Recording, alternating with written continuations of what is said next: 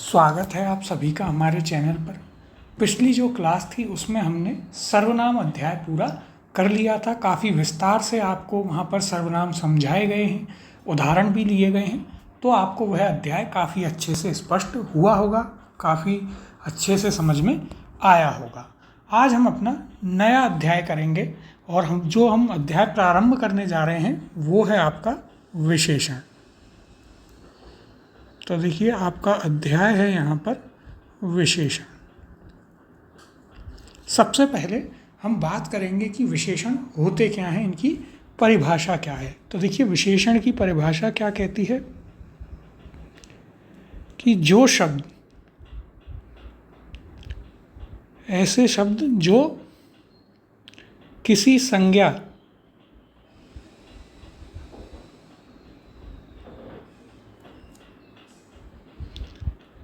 या सर्वनाम की विशेषता बताएं।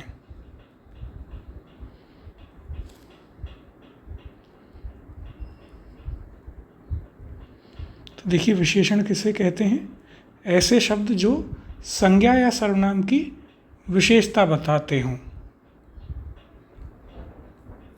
तो देखिए यहाँ पर हम परिभाषा की बात कर रहे हैं।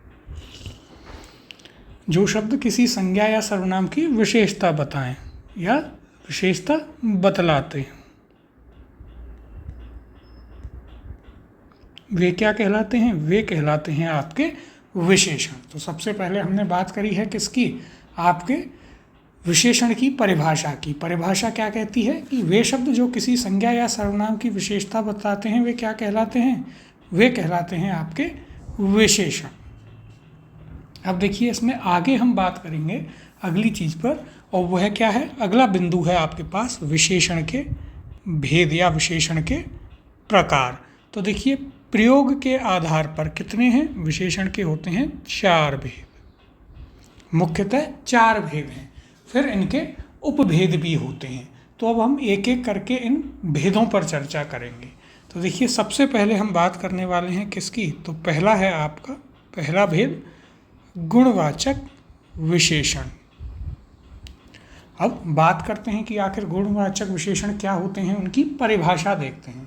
तो देखिए ये शब्द किसी व्यक्ति, वस्तु, स्थान अर्थात संज्ञा के गुण, दोष, रंग, दशा, अवस्था, काल, आकार, रूप, गंध, स्पर्श, दिशा, स्वाद, स्थान आदि की विशेषता बतलाते हैं। यानी कि ये क्या करते हैं? ये उसके गुणों की विशेषता बताते हैं। कौन से शब्द? आपके गुणवाचक विशेषण शब्द। और ये मुख्य रूप में इनके कितने भेद होते हैं? तो देखिए मुख्य रूप में इनके होते हैं 12 भेद। किसके? गुणवाचक विशेषण के। कौन कौन से होते हैं? पहले उनके नाम देखेंगे और फिर हम बात करेंगे एक एक करके उनकी परिभाषा पर। तो देखिए इसमें पहला आता है आपका गुणबोधक, दूसरा है दोषबोधक, तीसरा रंगबोधक, चौथा दशाबोधक, फिर देखिए 5वां अवस्था बोधक, 6वां है काल बोधक, 7वां है आपके पास आकार बोधक, 8वां है गंध बोधक और 9वां है यहाँ पर दिशा बोधक। फिर देखिए 9 आपके ये हुए। इसके बाद आपका 10वां कौन सा आता है? स्वाद बोधक, 11वां है स्थान बोधक और 12वां अंतिम इसका भेद है स्पर्श बोधक। अब एक एक करके हम इनकी चर्चा करेंगे और आपको ये याद भी रखने हैं। तो देखिए हम क्या कर रहे हैं? गुणवाचक विशेषण के जो भेद हैं उनकी हम यहाँ पर बात कर रहे हैं एक एक करके। तो आइए इसे शुरू करते हैं। तो देखिए सबसे पहले है इसमें आपका पहला भेद कौन सा है इसका? तो पहला भेद है गुणबोधक। गुण क्या होते हैं? जैसे कि अच्छा, भला, सुंदर, श्रेष्ठ, नम्र, सभ्य, सुशील, सज्जन, कर्मठ आदि। ये क्या हैं? किसी भी व्यक्ति के गुण हैं। तो ये क्या कहलाएंगे? ये आपके गुणवाचक विशेषण का पहला भेद है गुणबोधक। फिर दूसरे भेद की बात करते हैं। दूसरा भेद आपके पास कौन सा है? तो देखिए दूसरा भेद है दोषबोधक, यानी कि इसमें क्या होगा? इसमें दोष बताएंगे। जैसे बुरा, अशिष्ट, असभ्य, उद्दंड, आलसी आदि, ये सभी क्या हैं? किसी व्यक्ति के दोष हैं। फिर तीसरा आपके पास आता है, तीसरा भेद है यहाँ पर कौन सा? रंग बोधक। तीसरा है रंग बोधक।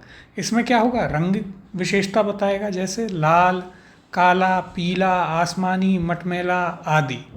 फिर चौथा भेद इसका, चौथा भेद कौन सा है? चौथा है दशाबोधक। तो देखिए यहाँ पर आपको नाम से ही पता चल जाएगा, दशाबोधक यह दशा बताएगा, विशेषता होगी वह दशा, जैसे बीमार, रोगी, स्वस्थ, अमीर, गरीब, सुखी, दुखी आदि, ये सभी क्या हैं? ये सभी दशाएं हैं। जैसे बीमार व्यक्ति, रोगी मनुष्य, स्वस्थ बालक, तो ये सभी क्या हैं? बालक की विशेषता स्वस्थ होना हो गई। तो देखिए यहाँ पर आपने, यदि हम अब तक की जो हमने चर्चा की है उसे देखें तो यहाँ पर हमने क्या बात की है? सबसे पहले हमने बात की आपके विशेषण की परिभाषा पर, कि आखिर विशेषण होते क्या हैं। तो देखिए, जो शब्द किसी संज्ञा या सर्वनाम की विशेषता बताते हैं वे क्या कहलाते हैं? वे विशेषण कहलाते हैं। फिर दूसरी हमने बात की विशेषण के भेदों पर। तो विशेषण के कितने भेद हैं? तो देखिए, प्रयोग के आधार पर हैं विशेषण के 4 भेद, और फिर इन चारों के भी कुछ उपभेद हैं, जिसमें सबसे पहले हमने किसकी चर्चा की है? जो पहला भेद आता है विशेषण का, वह है आपके पास गुणवाचक विशेषण। गुणवाचक विशेषण की जो परिभाषा है वह क्या कहती है? तो परिभाषा कहती है कि ये शब्द किसी व्यक्ति, वस्तु, स्थान यानी कि संज्ञा के किसकी विशेषता बताते हैं?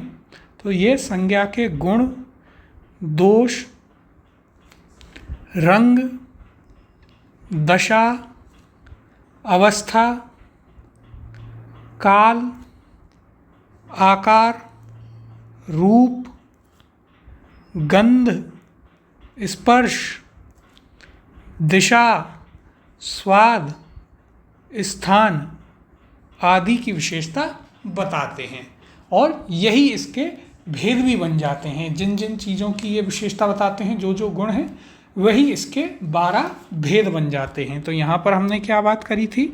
यहाँ पर हमने अगली चर्चा की कि गुणवाचक विशेषण के कितने भेद होते हैं? गुणवाचक विशेषण के होते हैं 12 भेद। कौन कौन से?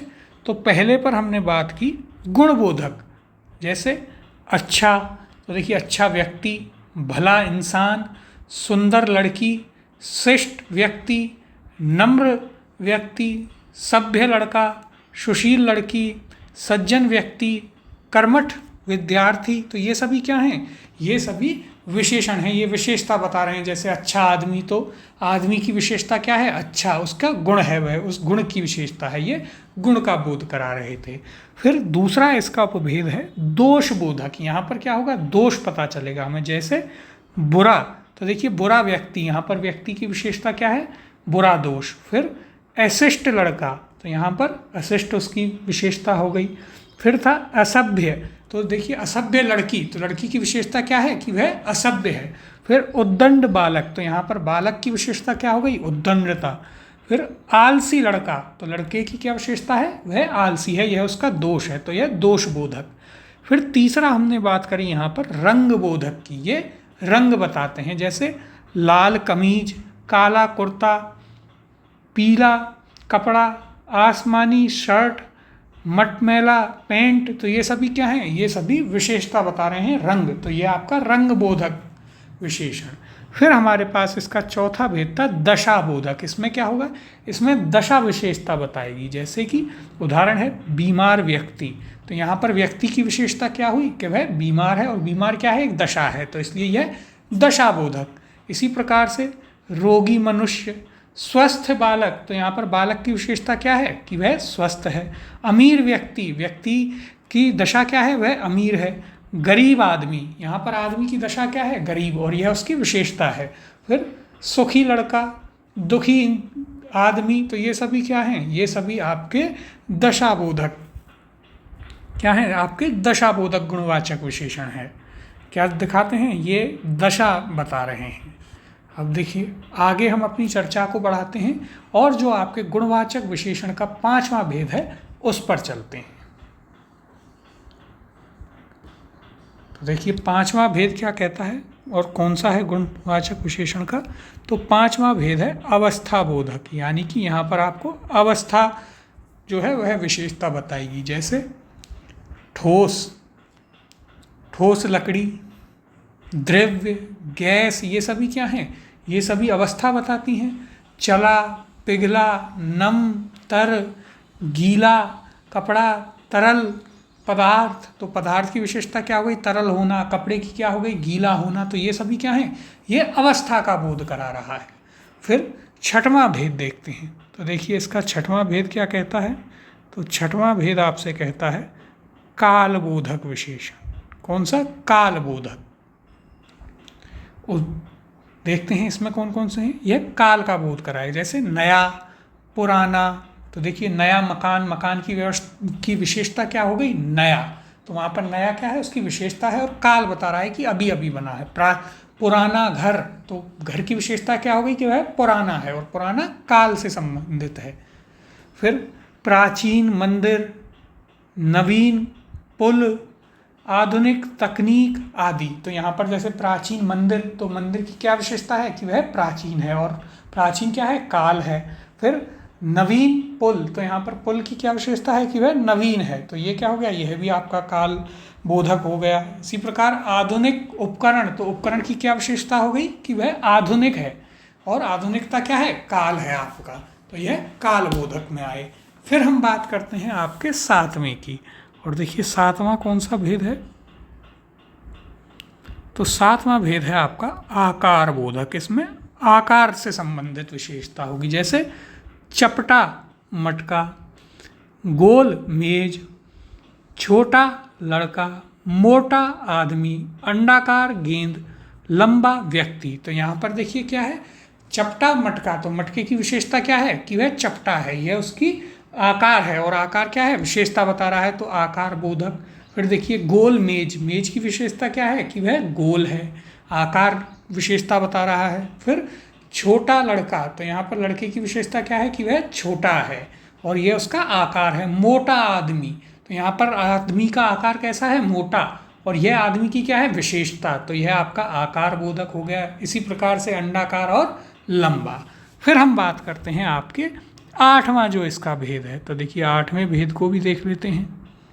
8वां भेद कौन सा है, 8वां भेद है आपके पास गंध बोधक, यानी कि गंध से संबंधित। जैसे सुगंधित अगरबत्ती, तो यहाँ पर अगरबत्ती की विशेषता क्या हुई, सुगंधित। फिर खुशबूदार फूल, फूल की विशेषता क्या हो गई, खुशबूदार, तो यहाँ पर गंध से संबंधित है ये।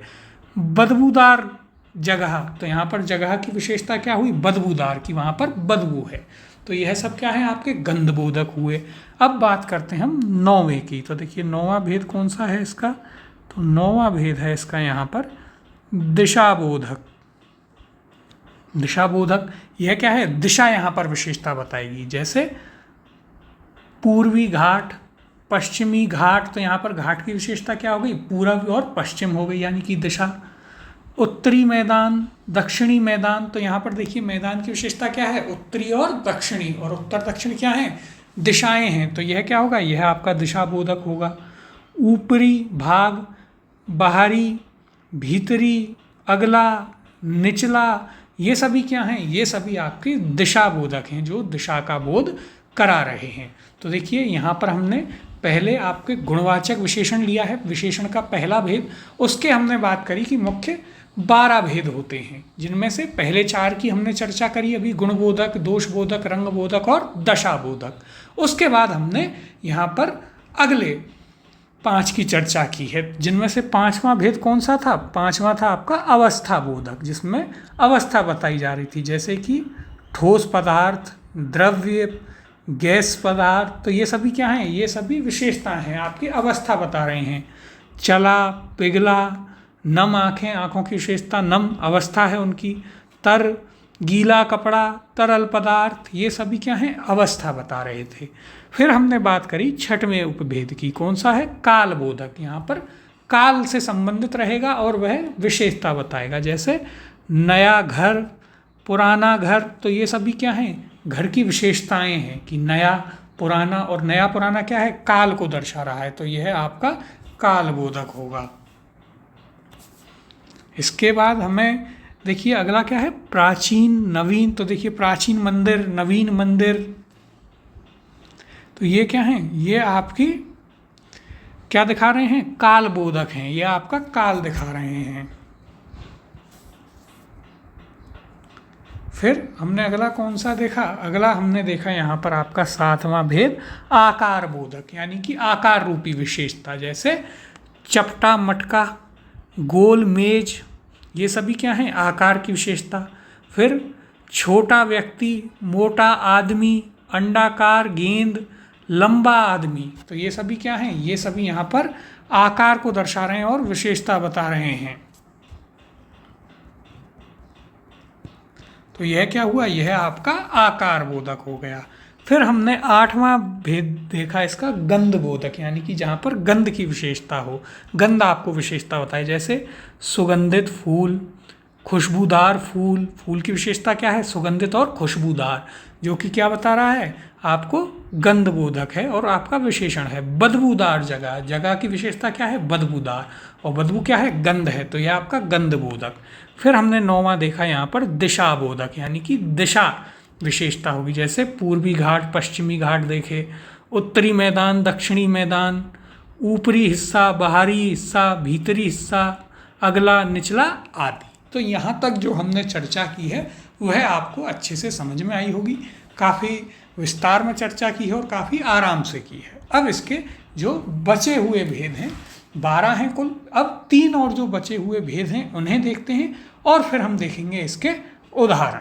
तो आइए चर्चा को आगे बढ़ाते हैं। तो देखिए यहाँ पर 10वां भेद आपके पास क्या आता है गुणवाचक विशेषण का, 10वां भेद है स्वाद बोधक। कौन सा है, स्वाद बोधक।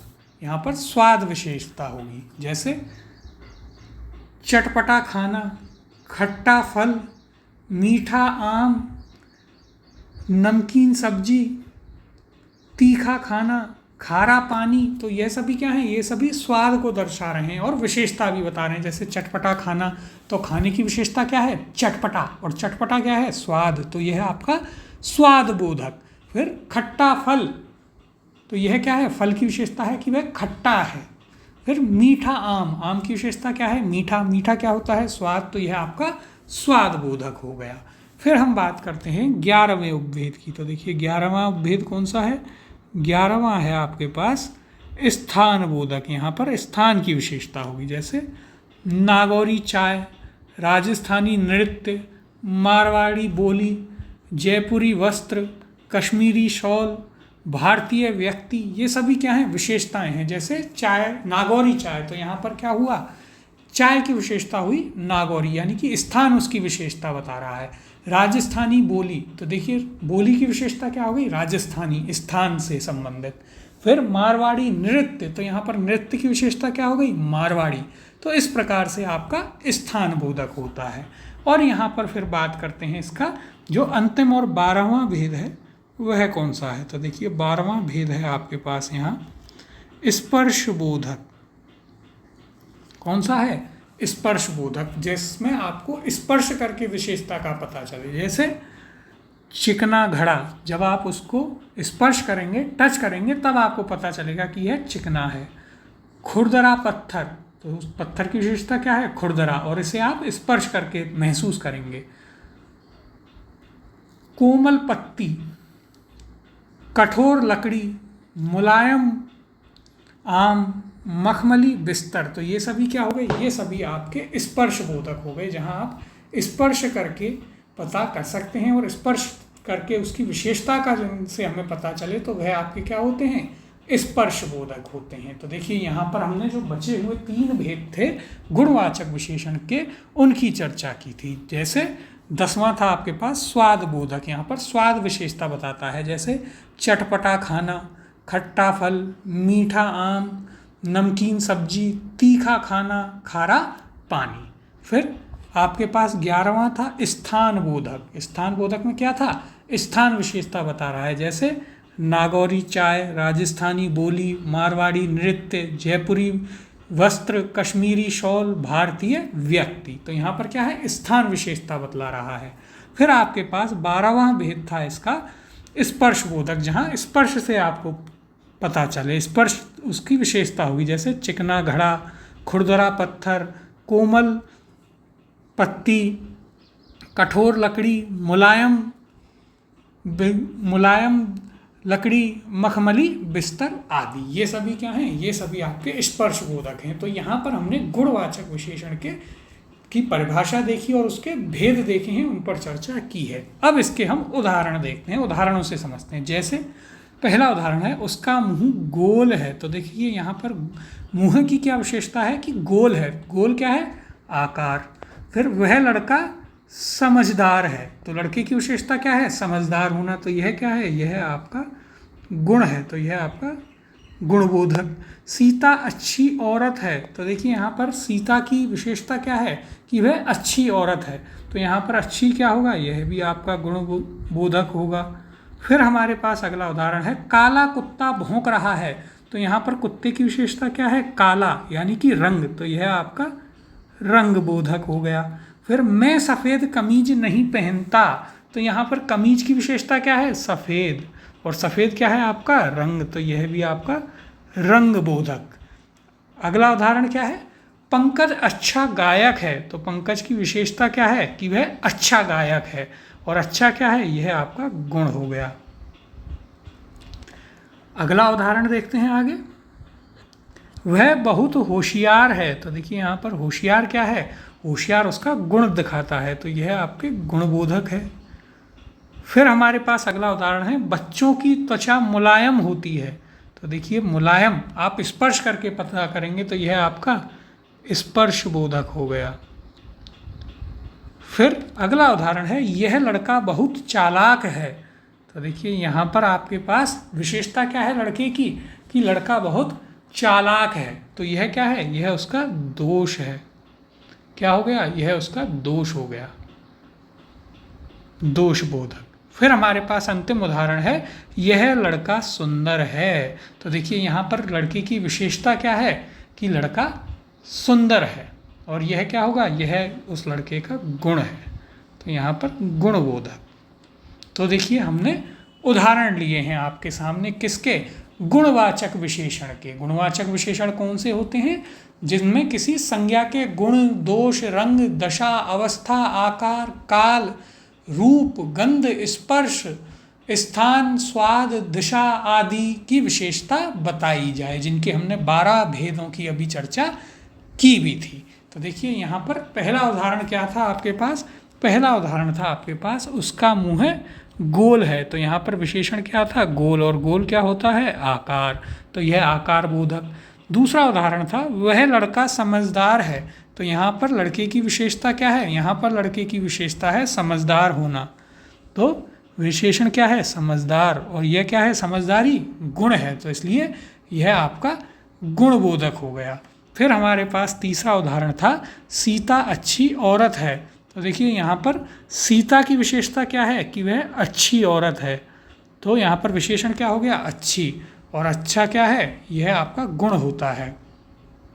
तो यहाँ पर आपका गुणबोधक। फिर हम अगला उदाहरण देखते हैं। अगला उदाहरण क्या था, काला कुत्ता भौंक रहा है। तो यहाँ पर देखिए कुत्ते की विशेषता क्या है, काला यानी कि रंग बोधक। विशेषण आपका हो गया काला। फिर हमारे पास अगला उदाहरण है, क्या था, मैं सफ़ेद कमीज नहीं पहनता। तो यहाँ पर देखिए आपके पास कमीज की विशेषता क्या है, सफ़ेद। तो यहाँ पर विशेषण क्या हो गया, सफ़ेद, और कौन सा, रंग बोधक। फिर हमारे पास अगला उदाहरण था, पंकज अच्छा गायक है। तो देखिए यहाँ पर पंकज की विशेषता क्या है कि वह क्या है, अच्छा गायक है। तो यहाँ पर आपका विशेषण क्या हुआ, विशेषण हुआ आपका अच्छा, और यह क्या है, उसका गुण। तो यह आपका गुणबोधक हो गया। फिर हमारे पास अगला उदाहरण था, वह बहुत होशियार लड़का है। तो देखिए यहाँ पर लड़के की विशेषता क्या है, होशियार होना, यानी कि होशियार क्या हो गया आपका विशेषण, और होशियार क्या है, एक गुण है। तो यह क्या हुआ, यह आपका गुणवाचक विशेषण हो गया। फिर आपका अगला उदाहरण था, बच्चों की त्वचा मुलायम होती है। तो देखिए यहाँ पर त्वचा की विशेषता क्या है, मुलायम, यानी कि विशेषण क्या हो गया, मुलायम। और मुलायम क्या है आपका, स्पर्श, तो यह स्पर्श बोधक हुआ। फिर हमारे पास अगला उदाहरण था, यह लड़का बहुत चालाक है। तो देखिए लड़के की विशेषता क्या है कि वह क्या है, चालाक। तो यहाँ पर विशेषण क्या हुआ, चालाक, और चालाक क्या है, गुण या दोष। फिर हमारे पास अंतिम उदाहरण था, यह लड़का सुंदर है। तो देखिए यहाँ पर लड़के की विशेषता क्या है, यहाँ पर लड़के की विशेषता है सुंदर। तो विशेषण हुआ आपका सुंदर और यह क्या है, गुण है। तो यह हुआ आपका गुणवाचक या फिर गुणबोधक, गुणवाचक विशेषण। तो ये आपको यहाँ पर गुणवाचक विशेषण जो है वह काफ़ी अच्छे से समझ में आया होगा, काफ़ी यह आपको स्पष्ट हुआ होगा। अब हम अपनी चर्चा को आगे बढ़ाते हैं और यहाँ पर हम बात करेंगे आपके विशेषण का जो दूसरा भेद है उसकी। तो देखिए विशेषण का दूसरा भेद कौन सा है, दूसरा भेद है संख्यावाचक विशेषण। इसके भी दो भेद होते हैं। कितने भेद होते हैं संख्यावाचक विशेषण के, दो भेद। पहला कौन सा है उसकी बात करते हैं। तो देखिए पहला भेद है इसका अनिश्चित संख्यावाचक विशेषण। सबसे पहले इसकी परिभाषा देखते हैं कि अनिश्चित संख्यावाचक विशेषण क्या होते हैं। तो देखिए संज्ञा एवं सर्वनाम की संख्या संबंधी निश्चित अभिव्यक्ति का बोध नहीं होता। इनमें संज्ञा एवं सर्वनाम की संख्या संबंधी विशेषता तो बताएगा लेकिन निश्चित नहीं होगी। जैसे उदाहरणों से समझते हैं। पहला उदाहरण है, पेड़ पर कुछ आम लटक रहे हैं। तो यहाँ पर संख्या क्या है, कुछ। अब ये नहीं पता कितने, 5, 10, 20, 50, 100। तो ये क्या है, ये निश्चित संख्या, ये आपका अनिश्चित संख्यावाचक विशेषण है।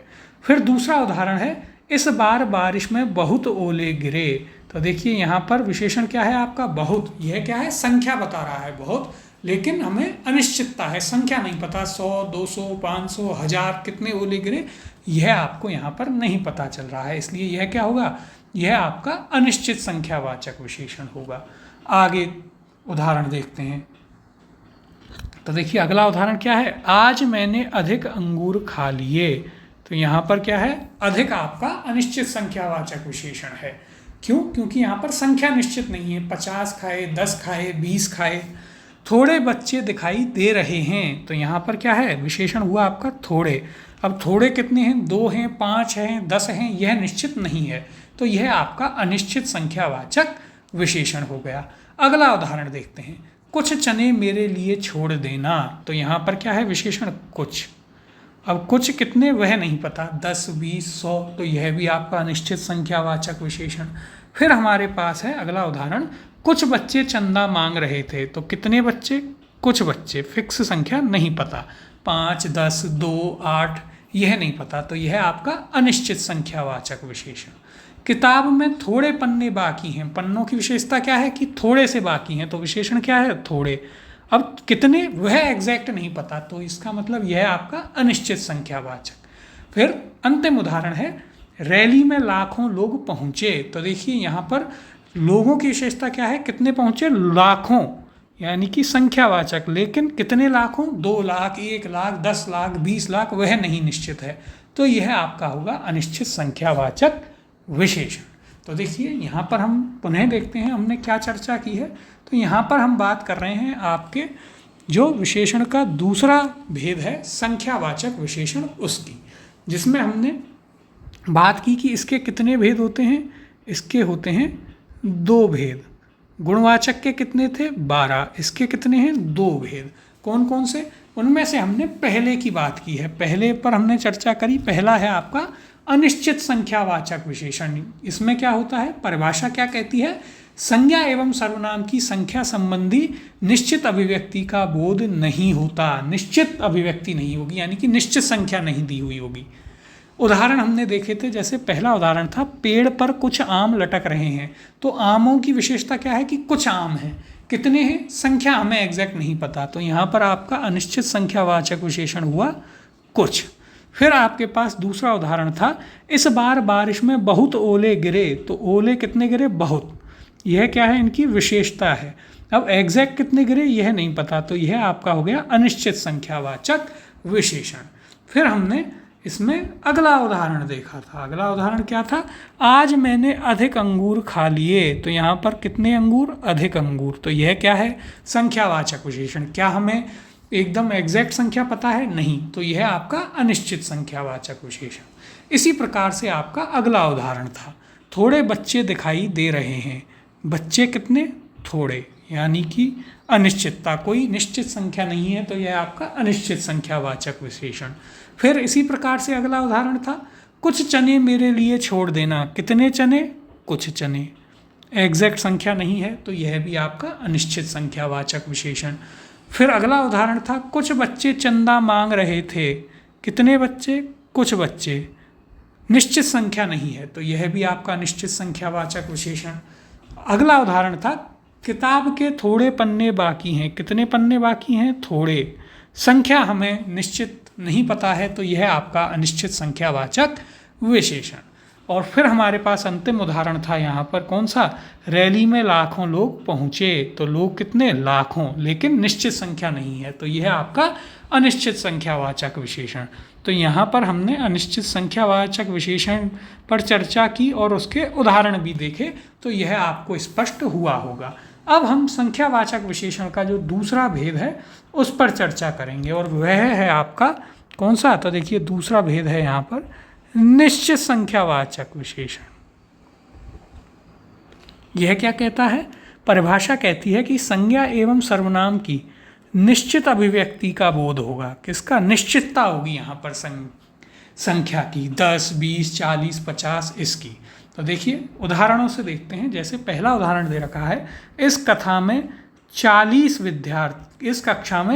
विद्यार्थी हैं। कितने विद्यार्थी हैं? 40।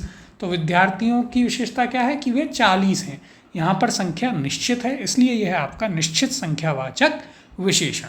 फिर हमारे पास दूसरा उदाहरण है, प्रत्येक के पास लाठी है। तो देखिए यहाँ पर क्या है? प्रत्येक, यहाँ पर यानी कि एक एक के पास, जितने भी हैं उनमें से एक एक के पास लाठी है। यह आपके लिए महत्वपूर्ण है उदाहरण, इसे याद रखें, पूछा जा सकता है, क्योंकि यहाँ पर आपको अनिश्चित संख्यावाचक लगेगा, लेकिन है ये आपका निश्चित संख्यावाचक। फिर हमारे पास अगला उदाहरण है, उसके पास 4 पुस्तकें हैं। पुस्तकों की क्या विशेषता है? कि वे 4 हैं और संख्या निश्चित है, इसलिए यह आपका निश्चित संख्यावाचक विशेषण। फिर हमारे पास अगला उदाहरण है, श्याम 5 केले खा गया। श्याम ने कितने केले खाए? 5। संख्या निश्चित है, इसलिए यह आपका निश्चित संख्यावाचक विशेषण। तो देखिए यहाँ पर हमने किसकी बात की है? हमने बात की है संख्यावाचक विशेषण के दूसरे भेद निश्चित संख्यावाचक विशेषण की। परिभाषा क्या कहती है इसकी? परिभाषा कहती है कि संज्ञा या सर्वनाम की निश्चित अभिव्यक्ति का बोध होगा, फिक्स संख्या हमें पता होगी। जैसे उदाहरण हमने देखे थे, पहला था, इस कक्षा में 40 विद्यार्थी हैं। तो यहाँ पर देखिए विद्यार्थियों की संख्या निश्चित है 40, तो यह आपका निश्चित संख्यावाचक विशेषण। फिर था, प्रत्येक के पास लाठी है, जो कि आपका एक महत्वपूर्ण उदाहरण है। क्यों?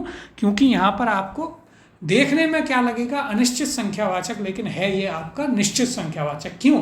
प्रत्येक यानी एक एक, जितने भी हैं, यदि 40 हैं तो 40 के पास लाठी है, तो इसलिए यह आपका निश्चित संख्यावाचक विशेषण। अगला उदाहरण था, उसके पास 4 पुस्तकें हैं। कितनी? 4। संख्या निश्चित है, तो यह निश्चित संख्यावाचक विशेषण। और फिर हमारे पास अगला उदाहरण था, श्याम 5 केले खा गया। कितने केले? 5। तो यहाँ भी संख्या निश्चित थी, इसलिए यह आपका निश्चित संख्यावाचक विशेषण हो गया। तो यहाँ पर आज हमने चर्चा की आपके कि विशेषण क्या होते हैं। विशेषण के 4 भेद हैं, जिनमें से हमने पहला गुणवाचक विशेषण और आपका दूसरा भेद जो है कौन सा? संख्यावाचक विशेषण, इन पर चर्चा करी, इनकी परिभाषा देखी, इनके भेद देखे, जिसमें गुणवाचक विशेषण के 12 भेद थे और संख्यावाचक विशेषण के 2 भेद थे। उन सभी भेदों की हमने विस्तार में चर्चा करी और उनके हमने उदाहरण भी यहाँ पर देखे हैं। अब इससे आगे की जो चर्चा है आपके परिमाणवाचक विशेषण और इसके बाद आपका एक बचता है सार्वनामिक विशेषण। इनकी चर्चा हम अगली कक्षा में करेंगे।